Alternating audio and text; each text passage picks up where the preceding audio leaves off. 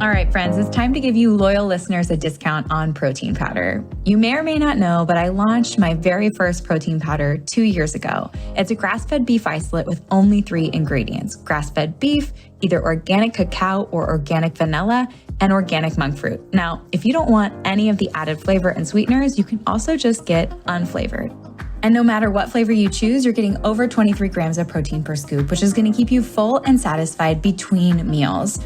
I love starting my day with a Fab4 smoothie and breaking my fast with that much protein. It makes a serious difference in my cravings and blood sugar balance the rest of the day, and I've seen it with my clients as well. Now, I never thought I'd own a product company, but when I got pregnant with Sebastian, I realized the majority of protein powders were chemically extracted or enzymatically extracted, and I wanted to use heat and water only. I wanted minimal ingredients because we don't need those emulsifiers, fillers, or added vitamins, minerals, and probiotics. All of those additions increase the chances that it's not going to work for your body, whether it be bloating, digestion issues.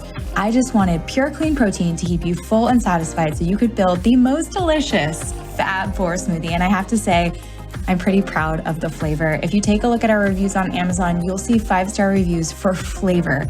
And that is key, because if you don't love your Fab4 smoothie and you don't love drinking your protein powder, you're not going to do it. It won't become a habit, and it's consistency that outpaces everything. So if you're here and you're listening and you want to give our protein powder a try, use the code PODCAST5 for $5 off your order. And let me know if you love it. My favorite ways to apply this protein powder is in my Fab4 smoothie, making freezer fudge, making chocolate milk, making hot chocolate, and throwing the unflavored into all my kids' baked goods. So let me know how you use it. Let me know if you love it, and share this podcast deal with your friends.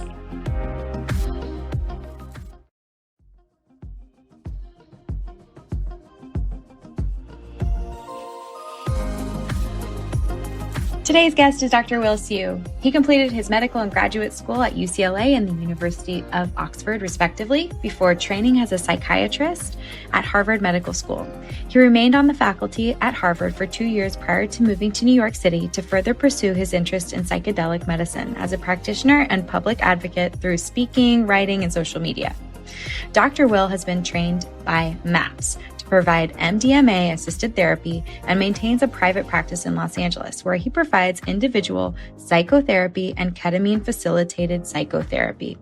He approaches his work with the goal of lasting, patient-centered healing, using his skills and experience to help his clients find healing within themselves. As part of that process, Dr. Will manages psychiatric medication, including medication discontinuation for those who are ready, and provides integrative psychotherapy.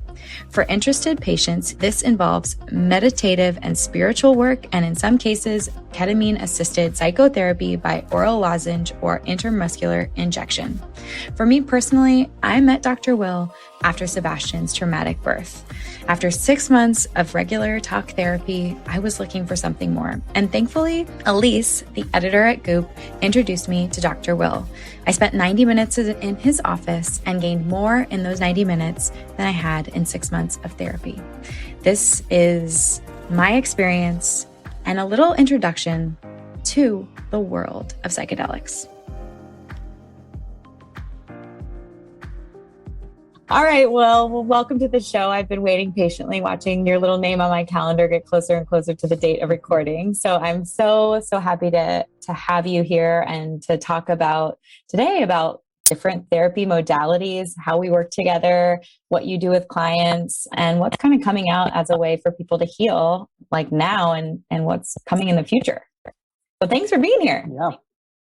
Yeah, great. Thanks for having me. I've also been very much looking forward to talking. So, yeah. Oh, good. Yay. Well, I'd love for you to kind of share your story first, and then we can kind of maybe share the story of working together. So how did you decide to become a therapist, and what's your personal journey? Sure. Yeah, I kind of think about, I usually start like about 7-8 years ago, which was, I was in my early 30s, about 32. I'm 41 now. And at that time, I had just started my psychiatry training at Harvard Medical School. And so it was sort of in a way, an end of a lot of preparation. So I had done college, and then right after I went into medical school, at UCLA. Right in the middle of medical school, I took time off to do a year of research at the National Institutes of Health. And then I liked that, so I decided to go into and get an actual PhD. So I took an even bigger break from med school, went to England, got a PhD in immunology, and then went back to finish medical school. So I did something like 15 straight years of school right before sort of when I think my big healing, my true healing started happening at 32. And so at that time, yeah, I was in Boston and I had sort of, achieved all these external things that I thought would make me happy. I had sort of been someone who kept putting hoops in front of myself and thinking, oh, if I achieve this, if I get into a good med school, I'll be happy. And then I got to med school. I was happy for a month or two. And then I'm like, oh, no. Now I've got it figured out. Oh, if I've got to get into a good residency or, a PhD at that point. And then like, okay, then I worked towards that. That happened. Again, was happy for a short time. Wasn't again. And then, same thing with residency. And so at 32, I had sort of finished off my first year of medical training, hit another bump where I was just miserable. But then I sort of ran out of hoops to jump through, right? I had really, unless I was going to go get an MBA, which I actually considered, I really had to sit with myself. And I was like, finally, like, I am not happy with my life. And it was something that was hard to face because I'd never really sat back and thought about it. I was just on this like hamster wheel of education. And so I also looked very different. I was in a very different stage of my life. So I know we're going to get into drugs and psychedelics, which is why I mentioned that. So at that time, I did not have long hair, no piercings, no jewelry. I like this look, by the way. Yeah, so if you do psychedelics, you have to grow your hair and pierce your ears. So, at least. So, no, but I bring that up because at that time, I had been raised Jehovah's Witness as a kid. And so I had left the church at 15 because it was a very traumatic experience. And we can get into that if you want later. But I had not been spiritual at that time. I would have considered myself atheist or agnostic. Again, I'd smoked pot like a handful of times in my life, and I'd never touched a psychedelic. And so I hadn't really ever been in therapy before. And so I went into psychotherapy for the first time, and it was like traditional psychoanalysis. I was on the couch 4 days a week for like 3.5 years, just like, exploring my mind for the first time. And so it was during that process that it was interesting. A childhood friend that I had grown up with here in Southern California, we sort of took an opposite path, and he had like gotten to a band after high school, didn't go to college, but then around the same time, he decided to actually go to college. So at 32, he was in his freshman year of college, and he started doing psychedelics at that time, interestingly. And then so for a while, he was like, Will, you've got to try. He's like, I'm trying this new psychedelic. It's doing this and that. And I was like freaked out. I'm like, he's gonna lose his mind. He's gonna get addicted. So this is all happening at the same time. Like our two paths were just like, coalescing there. And then, I had tried by that time many antidepressants, and everything kept not only not working, but some of the antidepressants were making me feel worse, right? And here I was at like, quote, the best, training psychiatry program in the world, potentially. And I was like, I can't even make myself feel better. Yeah. And so even though I'm smiling right now, it was one of the two big major depressive episodes that I've had. And I became suicidal. I thought about dropping out.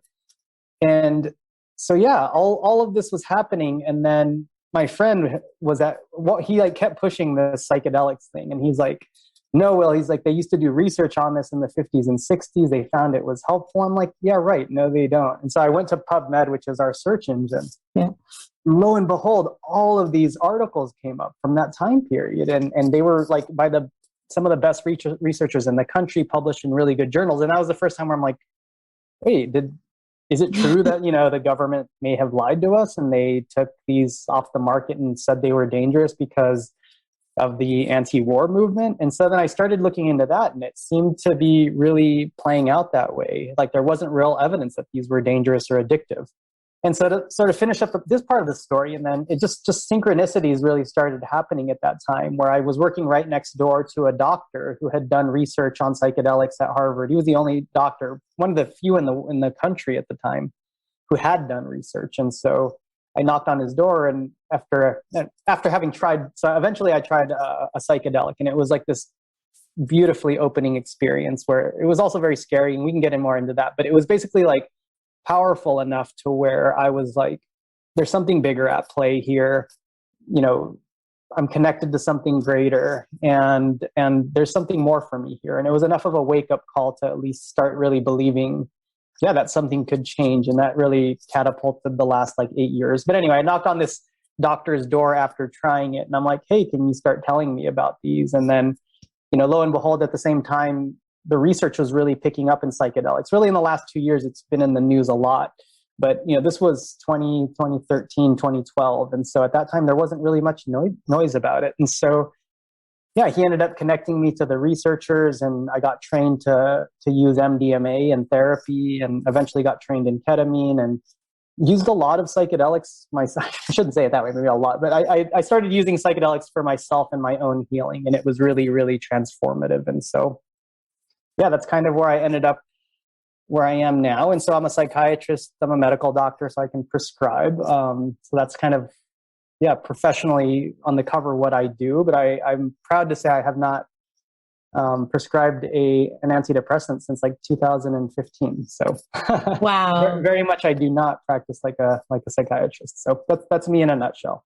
It's crazy to think that you were so down and out, and that you were thinking about dropping out and feeling suicidal. And I don't want to say like serendipitously, like this, you came in contact with all of these people that opened your world up in a completely different way. And I mean, just to think that hours of your life flipped your life on its head is, I think, why this is such a major topic that people are talking about. Because to feel that low in such a beautiful world, I think about like nature, like the rainforest or the safari, like to be in the ocean in California, like just to experience your life in the present, and to not feel so down and out or depressed or suicidal.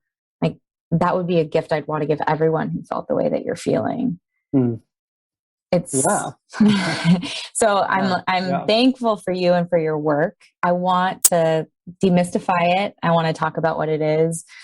I don't know very much, if anything, about it. So what is the difference between MDMA and ketamine? And let's take a step back. Do people need to start there? Because we've worked together and we haven't gone there. So can you talk about how you work with clients and the progression of how you might work with clients to help keep them off medication, to help them heal their trauma? And really, like, what is the difference between what we think and what's in our body? I know you talk about healing the mind and healing the body. Can we kind of talk about your work today? Yes, absolutely. So it was interesting. I'll tell a little story. I don't know. I was driving to see a client today, and I do house calls a bit that I started doing during COVID. And I don't know, this view came for me in terms of like each of us being like prisms. And I know we haven't gotten into like spirituality or religion yet, but, you know, I think of like, you know, our soul or the light that enters each of us, right? And that emanation of that light through that prism is so unique.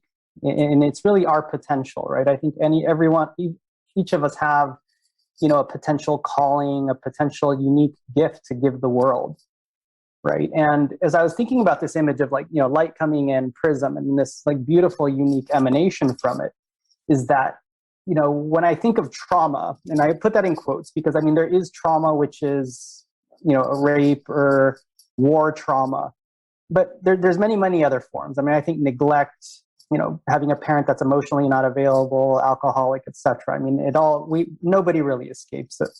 The way I think about those things is that those things sort of kind of put dirt and different amounts of dirt onto that prism. So only some of the light comes out, or the color of the light gets changed. And so practically the things I think about like that are, you know, for instance, so we have traumas. We can also have cultural influences, right? Things that say, you should or shouldn't act like this. This is what you should aim for. You should have this kind of a life by the time you're 30. You should have this many kids. Or religion does a number on us, right? This is what pleasure should look like, shouldn't look like. And so, you know, whether it's culture, religion, family values, etc., there's all these things that start making us question how we can emanate and be in the world.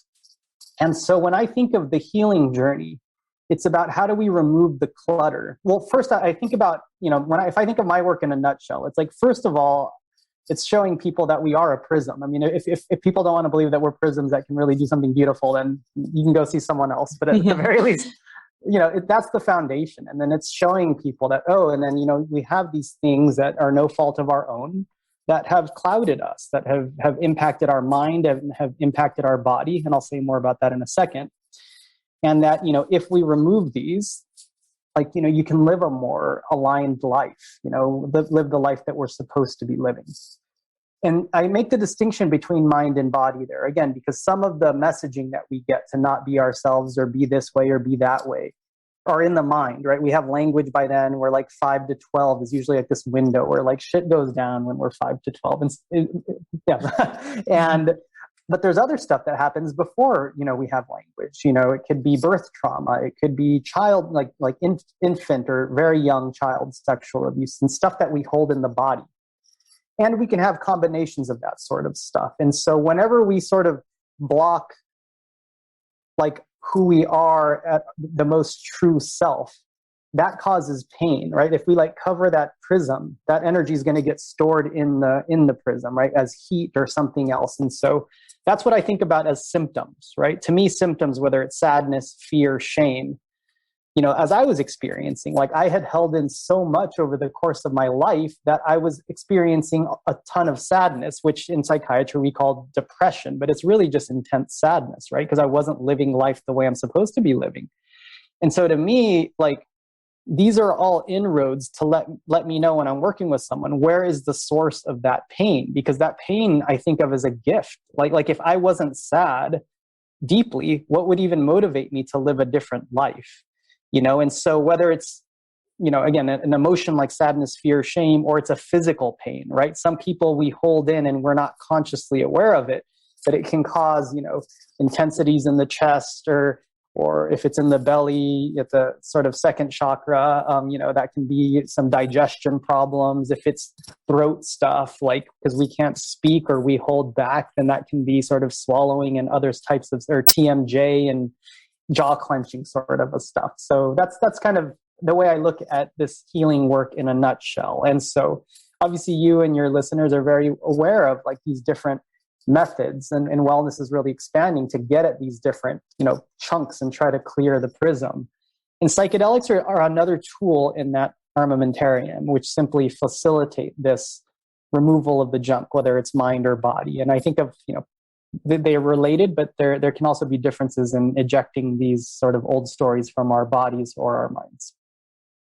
I love that you call them old stories and just the visualization of the prism and the dirt, because it obviously it's bringing up so many things for me. I'm okay, I was raised in a conservative Catholic family. I had these ideals of what success looked like, much like you, how many years am I going to go to school? And, how many kids am I going to have? And all of these sort of external attainment, or what you do, what you don't do. And I see how dampening that can be and how darkening that can be. And we worked together after Sebastian's birth, after 6 months of regular talk therapy. And I've told so many people this, but I walked into your office and 75 minutes or an hour and a half later, I walked out and went, okay, I'm better. And I laugh, but it was really transformative for me. And we didn't use what you call the tool of psychedelics,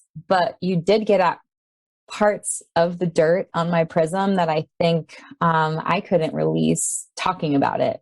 I don't know if you remember, but I talked about this birth story for 6 months and I was crying about it, and it felt like I was picking a scab, and it was getting scar tissue. It was just getting worse almost and harder to talk about. But can you talk about what the tools are that you use first, and how, once you assess someone and try to see their prism in the dirt, then how do you clear it away? Yeah, great question. And, even though it's interesting, I know I was sort of presenting psychedelics as a tool, but as you were talking, in a way, the only tool we need is ourselves. Our body naturally ejects this stuff if we allow it, you know what I mean? And we're usually just hindering the body from doing what it wants to do. And the other stuff is just extra. So it's really, I think about an example that is often talked about in the sort of the the body work sort of world of trauma is, if we think of an animal, let's say it's like a bird flies into like our window because it doesn't see the window in it, like, gets knocked out for a second. It will get up, it'll wake up, it'll chirp, it'll flap its wings, it'll shake. And it just moves on. Then it keeps flying, like a week or two later, it's not thinking like, oh shit, like I better watch out. There might be another window that I might crash into, and I better do this different. Like, you know what I mean? The shaking of that energy, right, when it happens is their release of this stuff. And when we don't do that, again, because a common story that I grew up with, this is like boys don't cry, right? In a Latino family, and being a man, it's like, okay, you get to a certain age and you mature. Or even the medical system pushes this stuff on us, and it's like then we hold that back, and we just like don't allow ourselves or give ourselves permission, right? Because it's like this story in my head of I should or shouldn't do that keeps me from doing the thing that my body naturally wants to do. And it actually takes effort to not do that, right? But it becomes so natural, and it becomes so unconscious. Like, these are just habits that we start building, that we like watch our family, we watch the people around us, how do they deal with emotion, and so in your case, it's like a common thing, right? It's one level, and it is important to start talking about a story, because there's many people that I see who often, by the time we're done doing work, have told me 4 or 5, 6, 7 stories that they've never told anybody, so that just usually shows that it's like this thing that cannot be accessed. And it's like, when I think about how do I help someone, it's like, how do I facilitate them feeling permission to just feel, right? And so it depends on the person and the sort of dirt on how we do that. And so sometimes that takes more talking, because it's just like this is a very scary thing to let themselves do this. And sometimes, people, if they've done a lot of that work and understand the situation verbally, but they haven't physically released it, then sometimes it's just under the surface, like kind of in your case, right? Where again, you knew the story and all this, but it's just like, I felt like you hadn't given yourself permission to just say, no, this was really, I kind of remember actually some details from your session at this point, but I don't want to, I'll let you go into it as much as you can, but it was like, I think about it sort of similar. I actually thought about you about a little over a month ago, because I was having a tooth pulled, and I had a fracture in a tooth. I was in Mexico traveling in February, and I had bitten into this bone, and it like literally fractured my tooth in half. And it was like the most painful thing I've ever experienced. 6 weeks later, which is insane to even say, like, I walked around with this tooth for six weeks, like, because again, this I've done a lot of work on myself, but this was one thing I wasn't giving myself permission to do. Yeah. Anyway, I ended up going to this dentist, and they saw the tooth, and they were like, how have you been walking around with this? Like he's like, this is an emergency. And he's like, I'm going to call my friend right now to see if they can remove it. And he's like, are you willing to go this morning? Just when he said that, I started crying. Like, I had been in so much pain, but I've just learned to like not feel. Yeah. But it was like, just hearing him be like, this is an emergency. He's like, how did you do this? I was like, like, it was finally like, yeah. And then I went over to the other dentist, who was the oral surgeon, and it was a really hard surgery. She was like tugging and tugging and tugging. And I've never had really any major medical or physical surgeries or anything like that.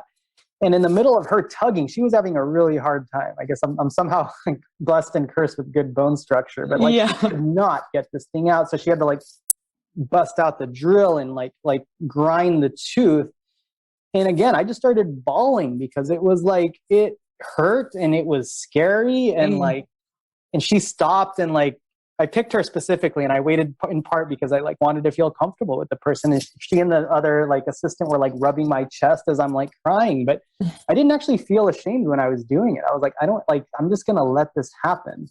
But I remember being like, I'm literally smelling my burnt, like, sanding of my bone, like, because I'm like, there's nothing normal about this, and at the end, like, she was like, I'm proud of you, like, good you did that. Anyway, I was literally like, I think in that chair I thought about you, because I thought about our session, and I'm like, this is the stuff. And I feel good after. And if I hadn't done that, maybe I would have gotten worsening teeth grinding or something else. So anyway, that's an example, and I think you did sort of a version of that where I was releasing, holding onto this thing for a long time, and you just gave yourself permission to do it. Well, it was interesting because I don't know what was the catalyst, because I had gone to, I mean, you held space for me. That was the difference, like in a different kind of way, to tell the story in a different kind of way. I went into our session knowing I was releasing from my body, and that I wasn't going to be afraid of crying, and I wasn't going to try to talk my way through the why it happened, which I still tend to do sometimes. And I'm sure, like, if I think in my heart, like, you maybe healed me 85% there or 90%, there may be, like, if we met again, I'd let a little bit more go, because it was a pretty intense experience. But I remember even in the birth of Sebastian, and such, like, the trauma of having my baby taken away, and being like, the nurses being like, "Are you okay?" I'm like, and me consoling Chris, like, "It's going to be okay, babe. Like, we're going to be okay. He's going to be okay." And sort of more into like I was crying, like light tears of like, this, I can't believe this is happening. And I would go through, like, maybe like my tears would rev up a little bit later in those 24 hours, but I never had that shaking coyote in the, like out on the plains, howling, crying that I had in your office, which was insane. Like, you just had me tell the story, and I don't know, the instrument you were playing was from India, I think is what you said. Yeah. What was that called? It's called a shruti box, which is like it's kind of a type of, it's a harmonium or like an accordion type of thing, which I play just to allow people to sort of, lose themselves a bit more and sort of dissociate into the body. Yeah, it was interesting because I think because you were playing it loud, like as I would cry louder, you played it a little louder, like it loud for me to not think that I was the loudest thing in the room, even though I probably was. And you just told me to keep crying. And at one point I remember having to stand up from the chair, and I mean, who decided that high-waisted mom jeans were the way to go without zero stretch at that period of time? I had to, like, stand up, if you remember, unbutton my jeans and take my booties off, like my boots, because I felt like my ankles were constricted and my waist was constricted and I couldn't catch my breath. Yeah. But it just, like, you just held the space for me, and you consoled me through the situation. And I didn't need to take psychedelics to go there. I just really wanted it to go away. Like, I wanted, like, the underlying buzzing of sadness that I felt for Bash, for not being with him, for fearing like trauma I caused him, like all of the, like, self-blame and all of it. Like, I wanted to eject it. Yeah. Yeah. And you were ready, and you told some of the, these stories. Now I remember about, like, thinking about your husband at the same time, and also Sebastian. But I also remember there was a point where I remember, like, the way the doctor responded, or one of the doctors, it was just very clinical, and it wasn't seeming like, I was just talking about how, like, I was crying and bawling from having, like, my tooth pulled, right? But, like, I don't know, there was a point where I was thinking just, like, all the things that took you to that moment of giving birth, where, I don't know, just 9 months of carrying this child, the hopes and dreams, and thinking about, you even talked about, earlier today when I was talking about some of the programming, you're like, oh, this is the family I should have kids, I should have this kind of a job. I mean, how long are women thinking about the baby? And so it's like, I think of all of that stuff in the background, like, focused into that one moment, and boom, like, right, all this fear comes in, and this doubt, and all this stuff. And I'm like, how could you not be screaming? Like, my God, but it's like, again, all these things around you were like, you felt you had to take care of this and that. And, like, I don't know, like, I just think, there was just so much going on that I was like, wow, like just wanting to help you release that. Cause as you said, there was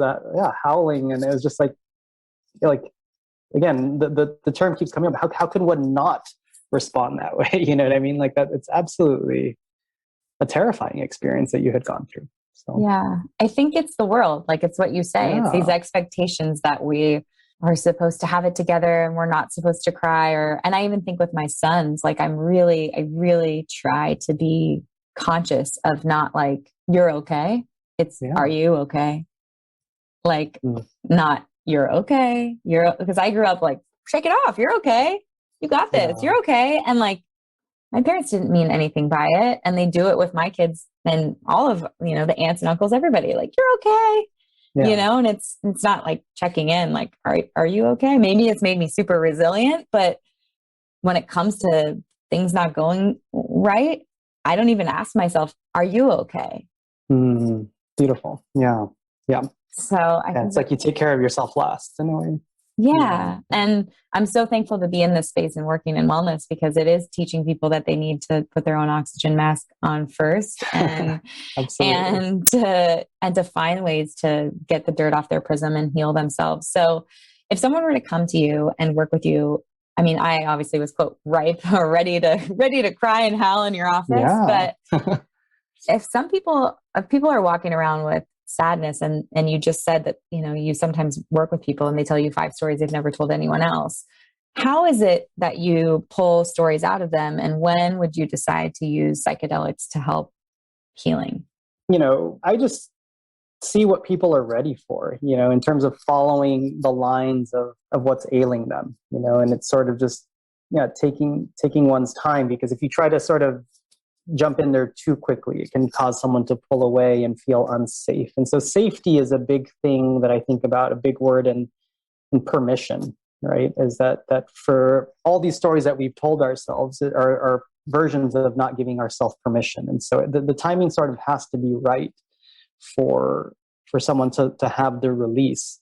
One thing I wanted to mention before is, though, that it was interesting as you were saying, your parents, have this, like, you're okay, or, you're, and aunts and uncles, is how this stuff is very much, I mean, this is under the umbrella I think of as like inherited, actually inherited trauma. Actually, we can maybe call it inherited trauma or transgenerational trauma, because these are just ways that families have learned to cope. And before the age of 5, it's like, if we think of everything that children are observing, just facial expressions even. I mean, there's people who, because their parents don't allow themselves to make certain facial expressions, kids stop doing it. So there's all these ways that we never think about because it's just normal in our family. And so, the fact that, again, you said aunts and uncles, it's like, this is just the way someone at some point in the lineage learned to cope, and no one thought about it. It just kept getting passed on and passed on and passed on. It sounds like you're adding, an adjustment to it. You're like, okay, well, I'm going to at least turn it into a question, and just. And so, I don't know. I wanted to point that out because a lot of the times it's not like this stuff is obvious to us. It's just, this is the way we learned how to deal with emotion. And so the reason why for me, like these images of like a prism and dirt is on it is because to me, then anytime I hear, so what method could be like listening to someone's story. And again, if they're telling me a story of something that happened and they're not showing or connecting with emotion, that's sort of like an easy tell. It's just like, okay, like, well, you understand it here, but your body's not understanding it. Or sometimes people don't know what is ailing them at a conscious level. They just say, I'm anxious or I'm depressed, which is meaning usually if I'm anxious, it's like, oh, there's fear that hasn't been released. Or if they're depressed, it's like sadness that has not been released. Those are usually the 2 major emotions that we suppress, or shame is like the big third one. And so it's just sort of following the lead, and it's kind of like a little puzzle to find, kind of where the dirt is. And so it's kind of fun. It's very simple, but it's also fun because every person is so unique. And so, I mean, in terms of psychedelics, I think of them simply as amplifiers. So the work that we did, for instance, like you can think of a session, say, with MDMA, which is the major psychedelic that's on track for getting legalized first, which is still a couple of years away. But, that would basically, we could get sort of the work that we got done at that intensity. But we could probably do about 4, 6, 8, 10 more rounds of it in one day because they're like 8 or 10 hour sessions. But seeing the story that we have created, seeing the limitation that we put on ourselves, or accessing the physical emotion is facilitated like many fold. It's almost like you don't have to try. It's just a major amplifier to the process itself. And so, it's hard to say like when I would step in with a psychedelic, because to me, it's like if I could use it with everyone, probably within a month or 2 of seeing everyone, they could really benefit. But because these are currently still in research, it's difficult. It's a little bit of a painful time for a lot of the practitioners because like we know we have this powerful tool, but it's so limited to us right now. Can you explain what MDMA and ketamine are? Like, what are they derived from? And like, what's the experience like? What do most people feel like How long does it last? What is it in milligrams? Like, I want to know everything. Yeah, I know nothing. So let's start with MDMA perhaps. So MDMA is like, people, it's a drug it was discovered like in I think the 19 teens, like 1915 or something, by a drug company called Merck. But they were sort of, the medication was tucked away until the 70s. And then in the 70s, it sort of came out as a drug in therapy, actually. So MDMA was used in therapy for couples therapy primarily through the 70s and then the very early 80s in order to just facilitate this process that we're talking about. But also around that same time in the 80s, it started becoming used in the recreational scene. And eventually it was put into ecstasy, which had its big moment in the 90s. And so most people think of MDMA as ecstasy, even though they're a little bit different.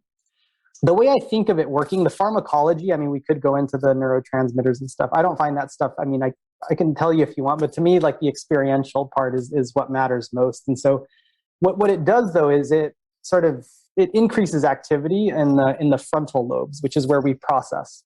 It also decreases activity in something called the amygdala, which is usually our alarm system. So right now, all the research with MDMA has basically been in PTSD. So we take people with the worst trauma, with the worst stories, when we wanted to test it out in that fashion to see, can we get, kind of the people who are most limited and are most covered with dirt to heal. And we've seen tremendous results. And so turning down the amygdala is like turning down the alarm system, right? People with PTSD are always in fight or flight because they think they're in danger, right? They've held on to all of these very terrifying and life-threatening stories.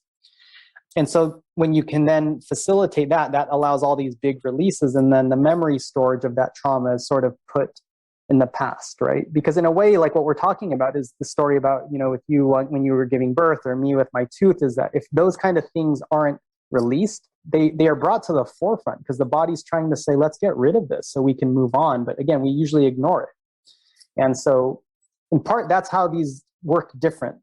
Is that, we're used to suppressing. And a lot of what we've talked about today is suppressing with our behavior, right? Our culture has said suppress, our families have said suppress, religion has said suppress. And we do the same things within psychiatry, right? If you look at the categories of our medications, antidepressant, anti-anxiety, antipsychotic, we're also suppressing. So we're living at a time where we've suppressed the heck out of everything. And so that's why these are so novel, they work different. And that's why we're seeing we're curing things in psychiatry finally. And it's because instead of saying suppress, we're saying let's bring to the surface, let's allow it all. Yeah. So that's in general how they work. So long story short, like MDMA, you give a couple of doses. We could get into the milligrams, but you do it during a therapy session. And you've worked with these therapists already for about 4 to 5 sessions ahead of time. So you get to know them, you get comfortable with them, and it's 2 therapists per 1 patient. So you have a male and a female, because it's a long session, but also it feels safer. It's safer for everybody. If a woman has had sexual trauma, to have 2 people in the room, sometimes it can be helpful to have a man, sometimes it's not, but at least you have 2 sort of people taking care of you. So when we're talking about what helps someone feel safe and have permission, we're trying to maximize it with that. And you start pretty early in the morning. And so the sessions usually last around 8 or 9 hours. And then you continue doing the weekly therapy for some weeks after. So it's not just like the experience itself.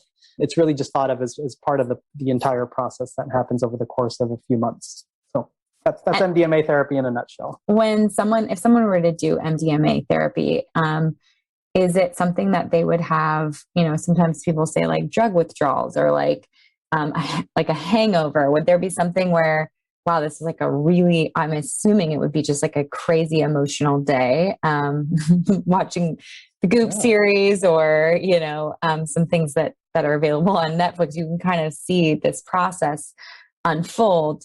But do people feel like they're present during the session, and that they're able to use like all their faculties? Do you know what I mean? It's interesting. I would say you can use different faculties. And so part of what I didn't mention, and so people take the MDMA and they have the opportunity, and we suggest wearing an eye mask and music the entire time. And so, because what that helps is it facilitates getting out of the mind as much as possible. And so I actually prefer, when I do sessions with people, I actually ask them to keep the eye mask on at least for 4 hours straight. And some of the most powerful sessions I've had, the clients have kept them on the entire time. So 8 or 9 hours. So it's like you decrease all of the outside stimulus as much as possible. And then you cause this like internalization where you just go into yourself. And so sometimes, in a very powerful way, like I've had multiple MDMA sessions myself, but some of the most powerful ones for me have been where I was almost in a dissociated state. The therapist actually ended up telling me after that I was like I was like making these like suckling movements with my mouth, or I was doing certain shaking with my hips or my legs, and I don't even remember having done that, but it was like almost like pre-verbal, or I had dissociated and I was just body. Wow. So we talk about how most people are in mind. Few people are mostly just in body, but we're trying to creep here. And then during the peaks of some of these sessions, people are all body, and it's just movement, just catharsis, tears. It can be screaming. And so, yeah, and it's interesting because like some people have worried and resisted MDMA therapy because they're like, is this going to encourage people to just like take ecstasy all the time and people are going to be tripping out? But it's, if you think about it, like there's this one quote that we actually always go to. There's a patient that was in one of the research studies that's been interviewed, and he says this beautiful quote. He says, "I don't know why they call this ecstasy, because it's just like, it's not this like happy, pleasant experience. It's actually a very intense, it's a very powerful, dense experience." And so, we don't see depression after MDMA. Like in the rave scene, we used to see that. I think it's mostly impurity of drug or too much, like a lot high dose. So we don't see people get depressed after MDMA therapy. There's some people who, again, with the sessions in the weeks that happen after, you continue processing, because it would be great if like it was all packaged all in one day where it came up, it's moved out, and then we're all good. But sometimes it takes the body a little longer to release, because it's sometimes been decades of trauma that's been released. So, wow. Yeah. So powerful. And what is ketamine? Is that another drug company's version of MDMA, or is it completely different? Yeah.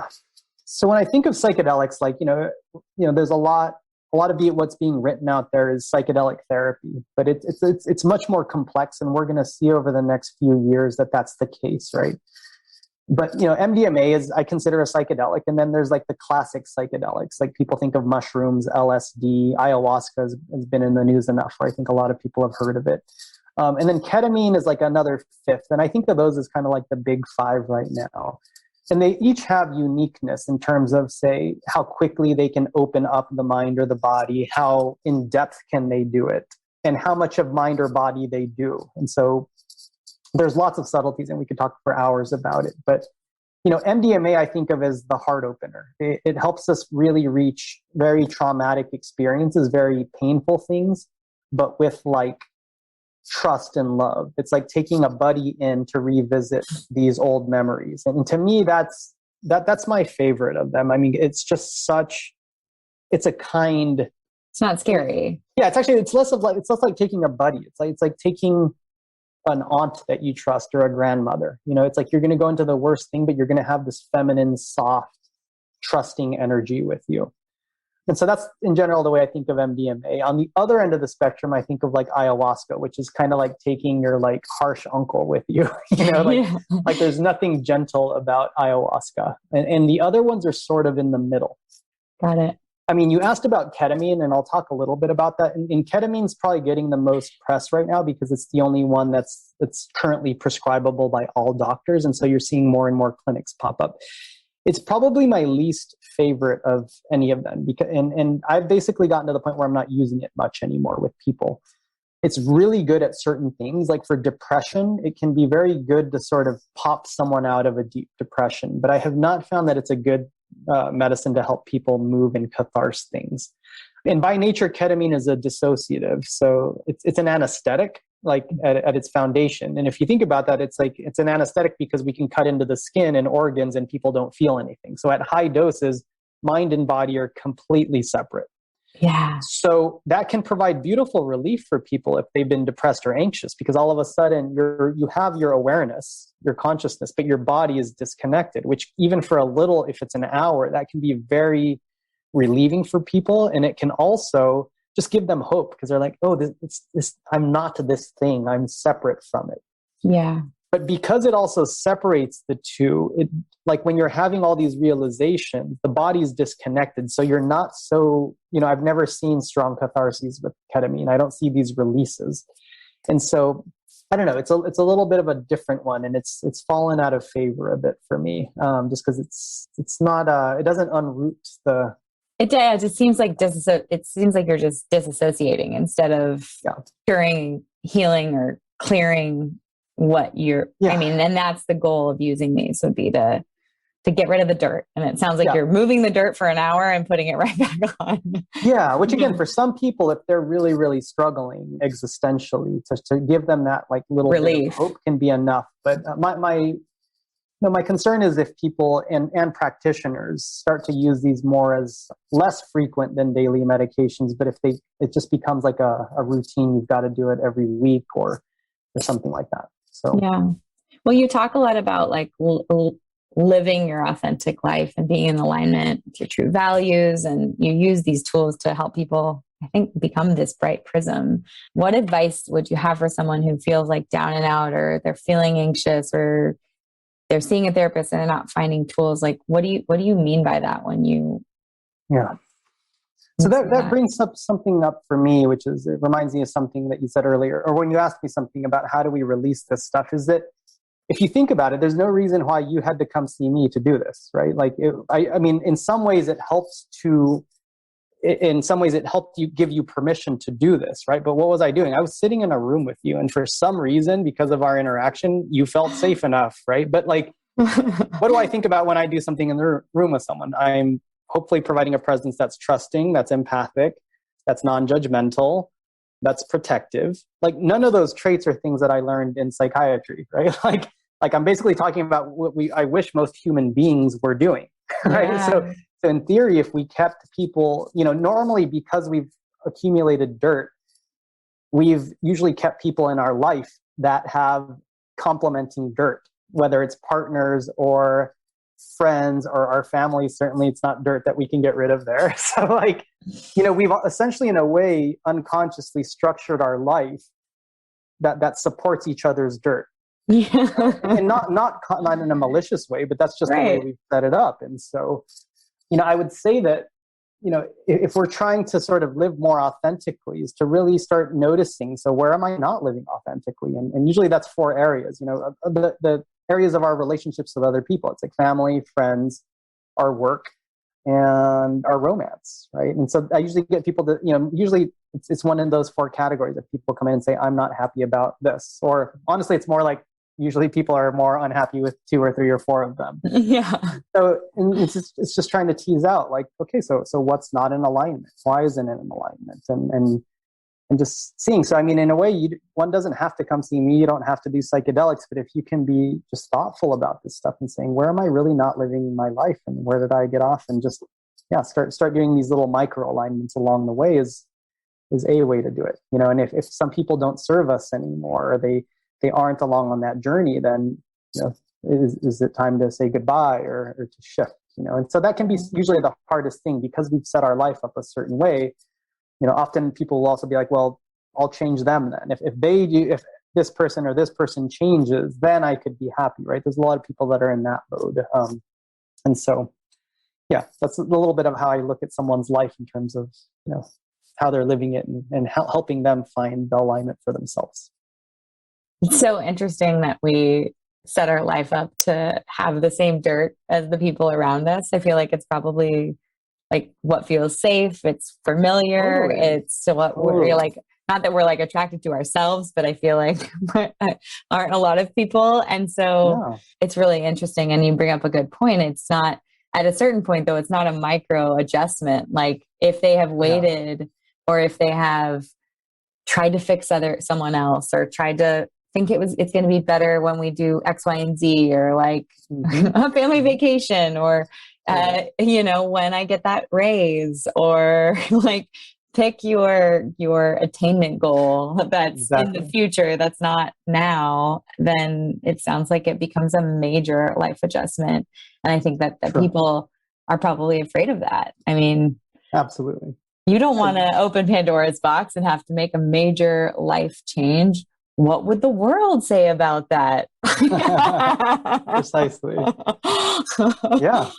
Yeah. Wow. And you hit it on the head. This is exactly what it is. Sometimes there are these little shifts, but sometimes we do have to take a big U-turn, right? Like literally like I said, that was like the biggest gift in the end to me was this depression and suicidality. Because it was either like, again, but I was looking to put another hoop, another accomplishment. I like just literally like ran out. So then I had to be like, now what? And so, these symptoms aren't doing anything bad, right? This is my body saying like, I really want you to like, listen to me, And so usually I think of the intensity of that symptom is usually just how far misaligned we are. And so, yeah, sometimes we do have to make big adjustments in relationships or career. And so, yeah, and it's painful in the beginning because it's usually scary.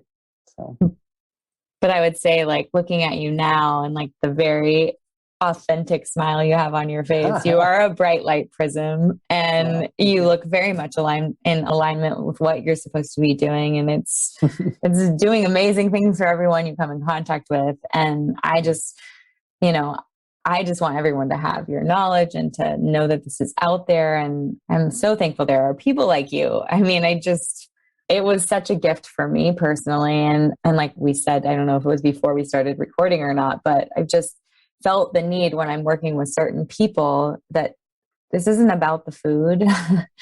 This isn't about the controlling of the food that's happening. Like this is like deeper than what you're willing to even tell me. And it's some above my pay grade is what I like to call it. It's your pay grade. It needs to be unearthed, and that dirt needs to go away because it's just this is all just a symptom of whatever is underneath. So I'm hopeful that there are going to be more practitioners like you, because I do think even though we all have the keys and the tools to do what you're saying we do, which is just to like cry and release what we're holding on to, the permission is a big deal. Like having the appointment, having the place, knowing that this is what you're going there for. Like I just knew in my head, I'm just going to go bawl my eyes out in this guy's office. And apparently I'm going to feel a lot better. And like it was crazy. And even just saying it was crazy, like it wasn't crazy. That's the way I should have responded, like in the room, in the moment. And I couldn't.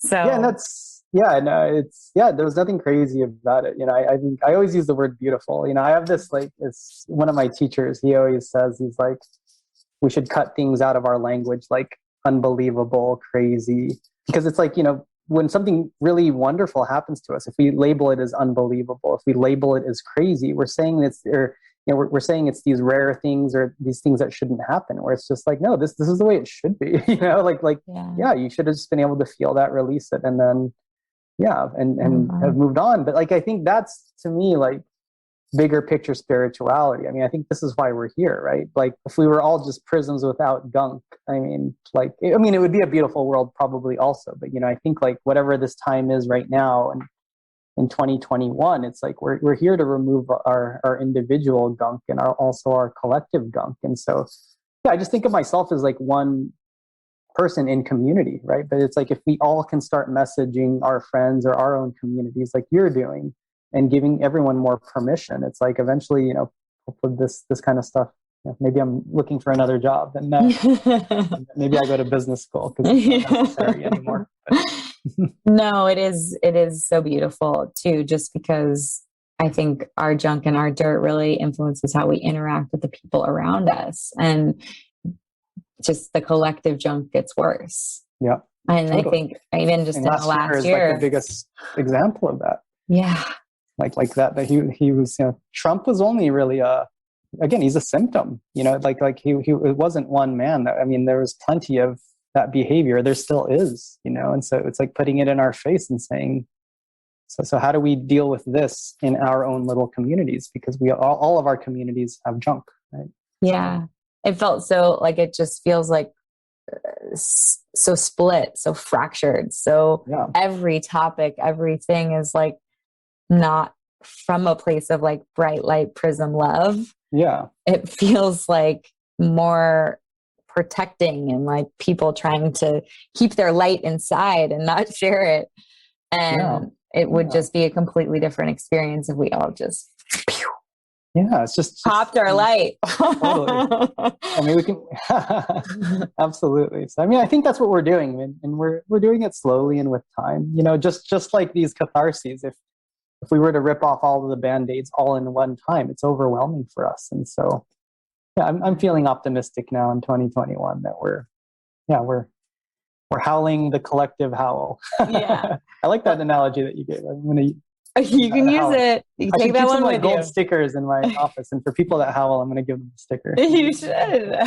Positive reinforcement, hit a dopamine on their way out. Can you, before we go, I just want, you'll tell everyone where they can follow along and find you, and we'll lead them to the research and where they can learn more. But what would your advice be for people to live their brightest life? Like, what are some of your personal health hacks and ways that you're staying in touch and trying to remove your own dirt on the daily? And I love that you said daily, because I think of like longer term alignments. I think of like major alignments, like you were talking about, friends, family, career. What are my long term plans, and where am I putting my energy? And I also think of like daily alignments, and misalignments. It's like the more alignments we have towards love and authenticity, our life will move that way. And if we have it in the other direction towards fear, it'll be that way, and even little adjustments make a big difference. Like I think about like this thing that I like pick up, or with Instagram, it's like this is like literally like a dose of fear every time we pick it up, right? Or a dose of insecurity, and like just little things like that. It's like, what am I doing in my life that is like enhancing these insecurities, that are enhancing I'm not enough, that are enhancing I should be this way, And so it's like listening to the little voices, and just, I'm not answering your question very, very directly. No, right now, I mean, that's a very directed piece of advice, like being actually. Attentive. It's like just realize, I think, like how much power and how beautiful this opportunity we have to like shine this light. I don't know. When I think of these prisms, I like literally think like, it's like the unique prism, which is each of us. It's like it has never existed in the history of humanity, and it will never exist again. So if we like keep our light sort of like dimmed or suppressed, it's like to me it's such a sad thing. And so it's reaching for, and we talk about synchronicities and how important that was for me. I actually don't think that there was any less synchronicities at that time in my life than there had been. It's just I was finally opening up to them. And so I think once people just start allowing this stuff to come, it's just the signs are there, the people are there, the situations are there to say yes to, that that will help us. And then the people will also show up, and tests show up for us to say no. And so just to be aware and not lose hope. It's a really good practice, because what we're telling people to do is to tap into their intuition, and that really truly means like keeping all of those expectations, or what the world wants of you, what your parents want of you, what you thought you wanted of you, which I think is almost like that one is like the most derailing, because it's the accumulation of everything you've learned, and then associating, like owning that personally and saying like, but I thought I wanted to be a doctor, but I thought I wanted, and then that's almost the hardest one to let go of, because who you are is wrapped up in that. Yeah. And this brings up a concept that I think of as true values versus perceived values. And true values, I think, are the prism, are us at our most authentic. And so I think that we are the only ones that know how we are supposed to be living. And so, I get sometimes, wellness has just exploded also into a bit of an industry now.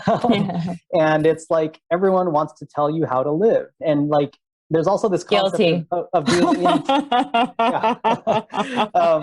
likewise myself sometimes, but it's like you can also, if you're so focused on healing or being what I call in trauma, you can stay in healing mode the rest of your life, because it's like in the industry, honestly, the wellness industry is going to push for that, because just like the medical industry, who wants to keep us taking medicine, wellness wants to keep us trying to get well, because you can biohack that well. You can biohack that and continue to biohack it until you're 95.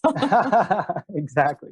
And so I think that's one attentive thing, is to just like to really make sure that one is moving through and transcending, because I think there's beautiful, beautiful things available in the wellness community, but it's like, see, if we have to stay linked to one method or one book or one something for years, or, you know, it's a sign that something's not working, unless it's listening to your podcast or reading your books, of course, then that's the road. Like, I mean, you know, even with like what I've created or what I've written about, like, I want to be a tool for people. Like, I want to be a tool for trust. Like, yeah. I think that everyone's goal should be to continue to grow, and to transcend and to expand and to change and like experience life in so many different ways. Yeah, I mean, it's so much endless possibility that I think that a lot of people have again, talked themselves out of thinking that they could live the life that they really want. And I forgot, the reason I mentioned these true values versus perceived values, because again, I think we have our core true values, but then the reason I call them perceived values is because a lot of these stories became ingrained in our youth, right? By our parents, our religion, etc., that they can they can mimic true values. And so they can be so close that that's why it's painful, is because we have felt them to be part of us. And so, or again, another big one for a lot of people is like, well, look how many people are living life this way, right? Yeah. Social media is a massive culprit for that, because it's like, we're getting all these signals that this is happy. And so for us to say, no, I'm not going to listen to that, I'm going to live like this, it's really, really difficult. And so I think, especially for kids growing up with social media, it's like, we've never seen this, right? This 24/7 messaging on how to live. So it is really heartbreaking, because that is one part of like social media and the internet. When I think about when I was raised before, I mean, the first social media thing was like AIM. Like, you were instant messaging your friends through AIM, and then there was MySpace, and then there was Facebook. But I mean, the comparison that I had as a child was like the other kids in my class. You know, it wasn't like I was watching the Kardashians and people were in Jordans and driving Rolls Royces. And even I think about adults, 30s, 20s, 30s, 40s, watching these reality TV stars and like these famous TikTokers or Instagrammers. And you're going like, now this is a perceived value, that like attainment or that is going to make me happy. And again, that's just pushing down, that's making people have goals, those goals that feel like a macro adjustment when they want to change them. Yeah. Oh, so it can be very challenging, but I don't know. It feels to me that more and more of this is becoming conscious, and more people are aware of it. And we can also see it in psychedelics. The funding of MDMA has all been through donations. It's been completely donations based. And even like Rebecca Mercer, like she donated $1 million from the Mercer family, which is representing what we would normally, obviously associate with the right and conservatism. And you also get people from the liberals also really, really donating and supporting psychedelics. So it appears to be one thing that's really bringing people together. So wow. I have some hope for it all. Collective healing and the removal of dirt and lots of bright prisms walking around, sharing the love. Exactly. Well, this was amazing. I mean, I really could talk to you for hours, and I have like 14 questions I didn't even ask you. So I can't thank you enough for being here and for sharing your time. And I think there is one question I do actually want to ask you before we go, because I think it's the fear piece, and I wanted to touch on this. Is there, and I think there was a documentary on it on ecstasy back in the day, but talking about serotonin leaving your spinal cord and putting holes in your brain. Can you talk about what any like long-term effects or anything that's going to maybe happen to someone after they take MDMA? Yes. I love that you mentioned holes in the brain. This is a really, really unfortunate story. So that's probably the one. I was actually working in Ethiopia during the end of my residency. I'd gone out there twice to do work, and I was in a rural part of Ethiopia. This is in 2014. And by that time, I had decided that I wanted to make psychedelics my career and part of my gift of the world, for the world. And so I mentioned this to someone out there, and they're like, doesn't ecstasy give you holes in your brain? And like, it shook me to my core about how powerful communication and media is. So the only reason that story exists is because there was someone that was on Oprah in the late 90s and it was a young woman who had taken ecstasy. And she had later gotten her brain scan and had holes in her brain. She did have verifiable holes in her brain. So that got put out there, that ecstasy equals holes in the brain. What happened later was that she and her family were tested, and she had a congenital form of a cyst disease in the brain. So all of her family members had holes in the brain. And so they eventually found that this had nothing to do with ecstasy. And interestingly, I can't remember the complete details, but Rick Doblin from MAPS, who's the founder and executive director of MAPS, and MAPS is the Multidisciplinary Association for Psychedelic Studies. They are the reason why psychedelics are where they are right now. Not too long ago now, a few years ago, I can't remember exactly how many, 5 or so, was asked to do a story for O Magazine because this stuff was picking up again. Yeah. Because back then, Oprah's organization had refused to actually correct the story, even though they admitted, yes, you were right. And so he actually said, sure, we'll do one, but will you agree to admit it? And they said no. And so the story was not run. And so, yeah. And like I said, I mean, why would anyone take ecstasy if again, the reach of Oprah, if you've got holes in your brain? And so I'm really glad that you brought that up. So there has been no serious adverse events in any of the phase 1, 2, and 3 trials for MDMA, none. And yeah, and psychedelics as a whole have now been shown to actually potentially grow new neurons and grow neurons in the areas of the brain that had never been shown that. So there's actually been, and this isn't me as like an advocate hippie being like, oh yeah, nothing's been shown to be dangerous. And you know, when we think about a full course of MDMA therapy, which is 4 months, weekly therapy, and then 3 times during that 4 months. So only on 3 days do you take MDMA. Most people don't ever have to do it again. Wow. Is that we've just shown that it's not safe. There are not long-term effects.